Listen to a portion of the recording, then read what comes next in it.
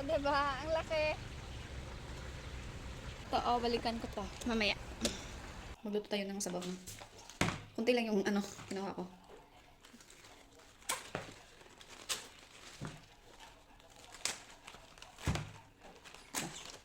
Kinuha ko yung may... Pero, goods. Paayo. Kaya wala man siya yung pagtanaw mo. Wala siya yung Di ba na siya Wala nga, okay nga. Kahit kainin yung banda dyan eh. Ganito. Siyempre, hiwalay natin yung malambot at matigas kasi unahin natin pag malambot yung matigas na part. Walang tapon to mga besh.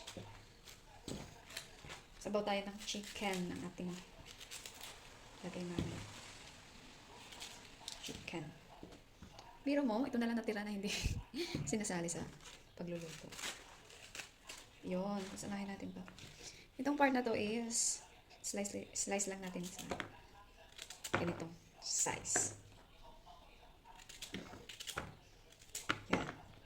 Not so maliliit kasi hindi na siya masyadong maliit. So, yun lang. Ako lang naman kakain nito kasi sila lang yung bulo.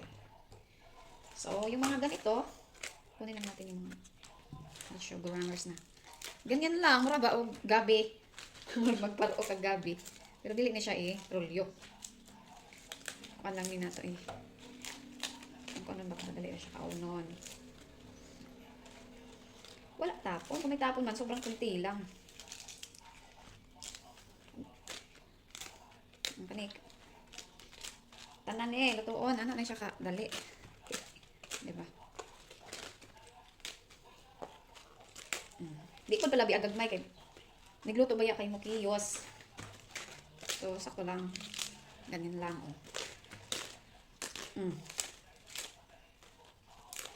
Sobrang sarap nito. So, ayan. Ito yung pwede nating lutuin. Mamaya sa lunch. Ito. Tapos, ito lang yung matatapon na sobrang kunti. Kasi may sugar runners. Ayan. Ayan.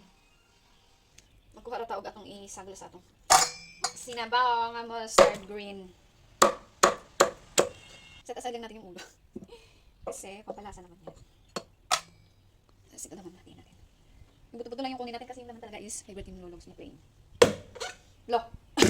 Hiwi.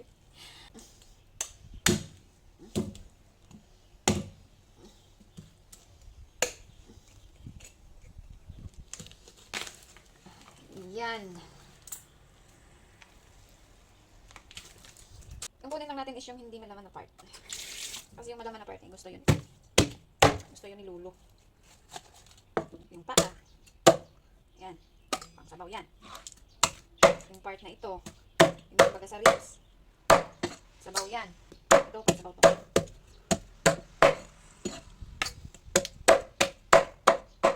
Ulit pa, oy.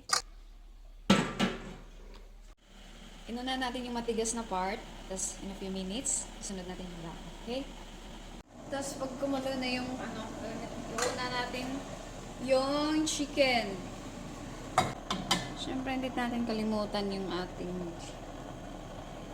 pag chicken, may luya. Marami. Sunod na natin yung dahon. Kasi mabilis lang.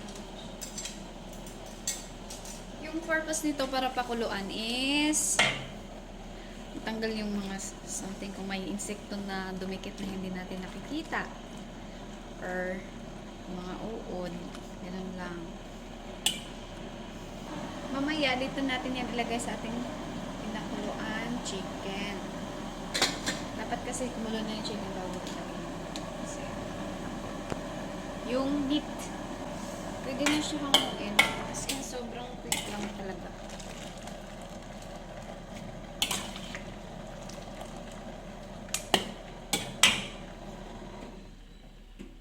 Isawa na doon siya nung kabataan niya ng gulay. So, wait lang natin in a few minutes pag malambot na tong ating chicken. Check na natin kung kumulo na. So, ayan. Pwede na natin ilagay yung ating mustard green. Lahat as in.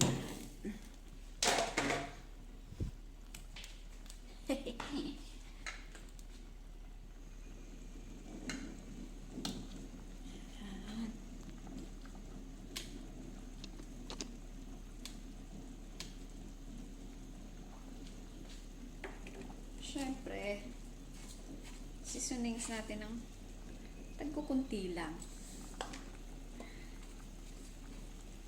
Betcha na pasin.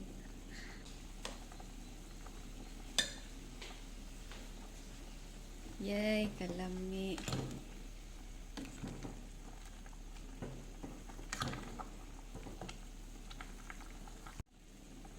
So, after 5 minutes, dapat hindi siya ma-overcook. Sakto lang yung green na green. Pwede na.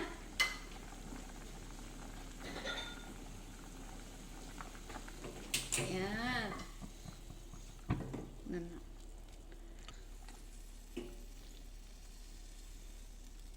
Agay! Ang init. So, ito na po. Tada!